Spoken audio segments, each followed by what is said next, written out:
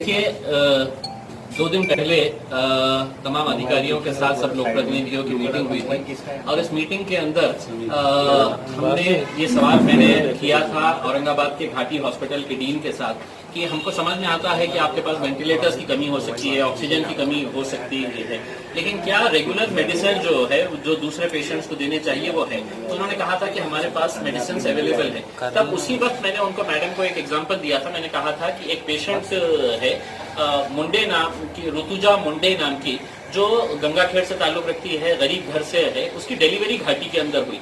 आपके घाटी हॉस्पिटल के अंदर वो एडमिट है, लेकिन एडमिट होने के बावजूद आप कह रहे हैं कि मेडिसिन हम सब पेशेंट्स को दे रहे हैं, लेकिन वो पेशेंट को कहा गया है कि 5 दिन की पूरी मेडिसिन आपको लाना है करके। मैंने उसका पूरे डॉक्यूमेंट चेक किया, मैंने पूरे डॉक्टर्स ने जो चिट्ठियां लिखकर दी है वो पूरे चेक किया, तो एक भी मेडिसिन है तो घाटी हॉस्पिटल की तरफ से नहीं, बल्कि face mask, sanitiser, sanitary pads हो जाए या ग्लव्स हो जाए, ये तक पेशेंट से मंगाया गया। अब घाटी के अंदर जाने वाले सब गरीब पेशेंट होते हैं, अगर उनको इस तरह से लूट किया जा रहा है। जैसे ही एडमिट हुई तो कहा गया कि आपको ब्लड लेकर आना है। अब जो बंदा उसका पति था उसको ये था कि घाटी के ब्लड बैंक से उसको ब्लड मिलेगा, तो नहीं, वहां पे अधिकारियों ने किसी को फोन किया तो एक एजेंट वहां पर आया किसी ब्लड बैंक का, और वो एजेंट उसको रात की रात लेके गया और 2900 रुपये के ब्लड है तो वहां पर उसको दिया गया। 5 दिन के अंदर तकरीबन 8000 रुपये का खर्चा ये लड़के का वहां पर उस घाटी हॉस्पिटल के अंदर सिर्फ एक डिलीवरी के केस के लिए हुआ है। आज जब उसको डिस्चार्ज किया जा रहा था तो उसको फिर दवाइयां लिखकर दी गई कि ये लेकर आओ करके। वो लेकर आया, 400 रुपये की दवाइयां लेकर आई, तो वो नर्स ने रख ली और ये कहा कि नहीं, ये पेशेंट को नहीं देना है, ये हमको हॉस्पिटल के रिकॉर्ड के लिए मेंटेन करना पड़ता है करके। तो वो दवाइयां खुद अपने पास रख ली। तो मैं ये समझकर चलता हूं कि घाटी हॉस्पिटल के अंदर इस तरह का एक घोरक धंधा चल रहा है। वहां पे अगर डीन है और डीन की नाक के नीचे अगर ये काम चल रहा है, मैं इसके लिए पूरी तरह से डॉक्टर कन्नन येड़ीकर जो घाटी हॉस्पिटल के डीन है उनको दोषी मानता हूं और सरकार से अनुरोध करता हूं, इस तरह के गरीबों की लूट अगर हो रही है तो डीन के खिलाफ एक्शन लेना चाहिए, उनको सस्पेंड करना चाहिए। अगर इंक्वायरी निकलेगी तो आपको पता चलेगा कि मैटरनिटी वार्ड के अंदर हर पेशेंट को यही कहा जा रहा है कि आप बाहर से लेकर आओ।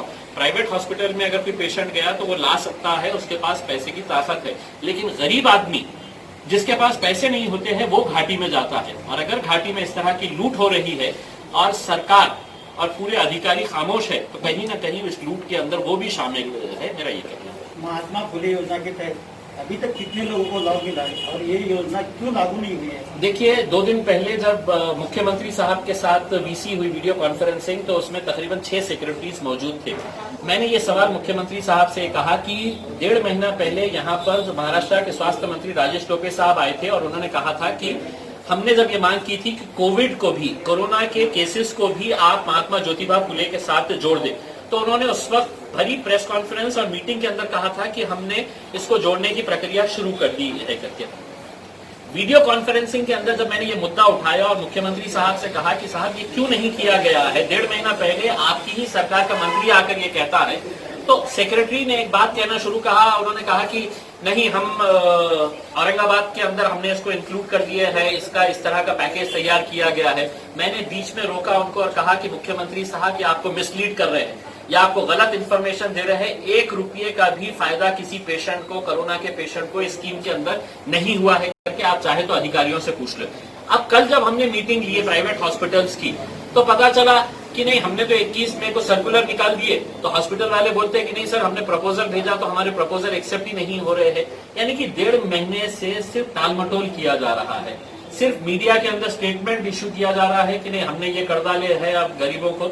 लेकिन मैं आपको ओपन चैलेंज करता हूं, 1 रुपये का एक किसी पेशेंट के ऊपर है तो ये स्कीम का फायदा नहीं मिला है, और इसके लिए कोई जिम्मेदार है तो प्रशासन जिम्मेदार है, सरकार जिम्मेदार है, और ये सिर्फ लोगों को घुमाने का काम कर रही है, मैं समझता हूँ। टास्क फोर्स और मीटिंग, देखिए जब ये कोरोना फैल रहा था तो हर शहर में एक बेटर कोऑर्डिनेशन करने के लिए एक टास्क फोर्स बनाया गया था। वो टास्क फोर्स जो है औरंगाबाद शहर के अंदर भी बना था। 8 मई 2020 को, आज के दिन 27 तारीख है, यानी कि तकरीबन 2 महीने का समय हो गया है। पौने 2 महीने के अंदर ये टास्क फोर्स के अंदर घाटी हॉस्पिटल के डीन अध्यक्ष, महानगर पालिका के हेल्थ ऑफिसर, सेक्रेटरी और बाकी तमाम प्राइवेट हॉस्पिटल्स के जो सीनियर मोस्ट डॉक्टर्स है, वो लोगों को इस टास्क फोर्स के अंदर, आप लोगों को हैरानी होगी ये सुनकर कि सिर्फ एक कागजी खानापुर्दी की गई थी कि एक टास्क फोर्स तैयार किया गया है। पौने 2 महीने के अंदर ये टास्क फोर्स की एक भी मीटिंग औरंगाबाद के अंदर नहीं ली गई है। और मैं समझता हूं कि ये जो डिक्टेटरशिप टाइप का एक जो यहाँ पर काम चल रहा है अधिकारियों द्वारा, उसी का नतीजा है कि आज दूसरे शहरों के अंदर कोरोना कंट्रोल हो गया है, औरंगाबाद में हम कंट्रोल नहीं कर पाए थे। आपके इलाके में मुस्लिम ये लाइट हाँ, देखिए मतलब कल जब मीटिंग हो रही थी तो एक तो डीसीपी को डिविजनल कमिश्नर जो सुनील केंद्रेकर साहब है, उन्होंने कहा कि अगर कहीं पर भी पॉजिटिव केस निकलता है तुमने पुलिस को लेके जाना और पुलिस को लेके जाके वहां पे स्वैब टेस्ट कराना। मैं कहा कि नहीं साहब, पुलिस का इसके अंदर कम से कम रोल होना चाहिए। अगर कोई विरोध करता है तो आप वहां के एनजीओस को बोलिए, वहां के लोकल डॉक्टर्स को इन्वॉल्व करिएगा और कुछ नहीं तो हमें बताइएगा, हम जाके करेंगे करके उसमें। तो बातों बातों में उन्होंने ये कहा कि तुमच्या एरियामध्ये हे चाललेलं आहे। मुझे ये डिविजनल कमिश्नर से ये पूछना है कि तुमचा एरिया म्हणजे काय? मी औरंगाबाद जिल्ह्याचा खासदार आहे, मैं औरंगाबाद जिले का खासदार हूँ, किसी एक जात, एक धर्म और एक मजहब का नहीं है। इस तरह की अगर मानसिकता रख के अगर कोई कमिश्नर अगर अपने एमपी को ये कहता है कि तुम्हारे एरिया के अंदर हमको तुम्हारी मदद लगेगी, तो क्या मैं किसी दूसरे एरिया में नहीं गया हूँ? मैं बजाज नगर में नहीं गया हूँ, मैं जय भवानी नगर में नहीं गया हूँ, शिवाजी नगर में नहीं गया हूँ, मुकुंदवाड़ी संजय नगर में नहीं गया हूँ। लेकिन ये इस तरह की बात करना मेरे हिसाब से मैं कड़ी निंदा करता हूँ इस तरह के स्टेटमेंट्स की। लॉकडाउन के पक्ष के अंदर कितने लोग हैं कितने नहीं है, इसके बारे में अभी जो इमीडिएट जो स्टेप्स हमने लिए हैं, अगर उसके अंदर अगर कुछ और बातें निकलकर सामने आती है तो दोबारा बैठेंगे और उसके ऊपर चर्चा करेंगे। लेकिन मैं नहीं समझता हूं कि lockdown is now the solution. 3 महीने हो गए हैं, हमने लॉकडाउन सब करके देख लिए हैं। अब ये अपनी गलती छुपाने के लिए फिर जनता को है तो किस तरह से हम लोग है तो एक मर्तबा अंदर कैद करे करके, कहीं ना कहीं इनके एडमिनिस्ट्रेशन के लैप्सेस थे जिसकी वजह से लोगों को खामियाजा भुगतना पड़ा है। अब ये अपनी गलतियां छुपाने के लिए फिर पब्लिक को बोलेंगे कि नहीं हम लॉकडाउन करेंगे, पुलिस का डंडा चलाएंगे, ये करेंगे, तो अब ये सब चीजें चलने वाली है। क्या आपसी कोऑर्डिनेशन की कमी रही?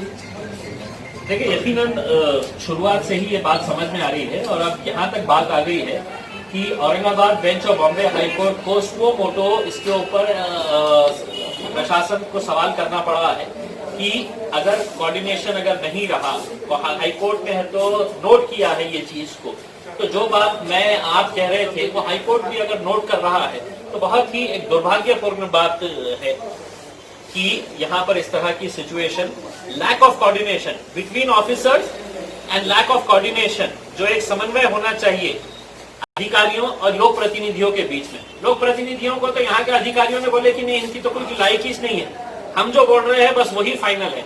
अब जब वो बोल रहे थे तो उसका खामियाजा पूरे शहर को भुगतना पड़ रहा है। इस प्रॉब्लम पे आपकी मांगनी क्या है सरकार से? देखें अभी थोड़े दिन तक इनको और मौका देंगे क्या एक्शन लेते हैं करके, और अगर इसके अंदर कुछ बदलाव नहीं आता है तो फिर सभी राजनीतिक पार्टियों के, देखिए पहली मर्तबा ऐसा हुआ है कि हमने ये नहीं देखा है कि एमआईएम के साथ शिवसेना के आमदार बैठ रहा है या बीजेपी के आमदार बैठ रहा है या एनसीपी का आमदार बैठ रहा है। हम सभी लोग एक साथ मिलकर आए क्योंकि सभी को इस बात की चिंता सता रही थी कि अब बहुत हो गया है, पानी सर के ऊपर से निकल गया है, अब हमको सबको है तो मैदान के अंदर उतरना पड़ेगा। अगर हम पहले उतरते तो ये अधिकारी हमारे ऊपर ढकेल दिए होते और ये कहे होते कि ये नहीं तो ये लोक प्रतिनिधियों की वजह से है तो ये हालत हुई है करके, तो हमने आपको खुली छूट दी है। और वो खुली छूट के बाद भी अगर रिजल्ट नहीं निकला है तो मजबूरन हमको आना पड़ा मैदान के अंदर।